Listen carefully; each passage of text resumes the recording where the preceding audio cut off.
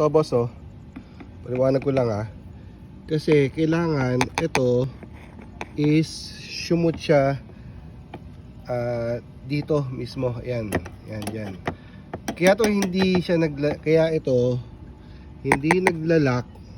Ito kasi madalas kasi ito nauusod siya hanggang dito.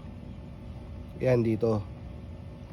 Kaya ngayon kahit anong baba mo talagang hindi siya kasi ito lang talaga. Kaya ang ginagawa namin, ito mismo, yan iipitin mo lang siya. Ipapaling mo lang siya papunta dito. Yan, iipitin mo lang ng long nose yan. Tapos pag ganito ang mangyayari niya ayan, pag ganyan pag igaganon mo siya, yan, pag ganon. Unti-unti lang, yan. Kasi kaya madalas tayo nasisiraan ng ng seat lock, lalo na sa X-Town, kahit lumang X-Town sa City 300 kasi madalas karamihan ng mga binabagsak kasi yung upuan. Kaya madalas, ito nga ang tinuturo ko lagi dun sa mga naka City 300 sa kasama naka X-Town. Pag nilapat mo lang siya ng ibababa mo lang siya, tapos dito hihilahin mo lang siya pag gano'n na, yun para pumatong siya mismo. Tapos ayun na, lock na.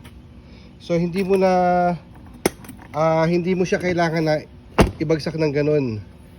Yan, hindi siya gano'n kasi pag nilapat mo siya ng ganyan, hihilahin mo pa gano'n ng konti. Ayun tapos saka mo siya, yun. Tutulak mo lang, kapiraso lang, di ba? Ayan pagpatong mo ng ganyan, papatong mo lang siya mismo, tapos iusod mo siya dito ng papaganto. Ayan, tapos lock. Para hindi nasisira yung seat lock. Ayun kasi madalas na nagiging problema ng mga naka X-Town kasi ang ginagawa nila, binabagsak nila ng ganyan.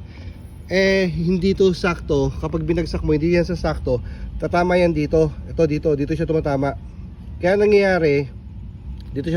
nangyayari, eto, napepersa siya mapunta doon. Mapepersa siya, kaya kailangan mo siyang hilahin dito. Kasi ito yung mismong itsura ng seat lock para at least ayan maisip mo na kung paano. Yan.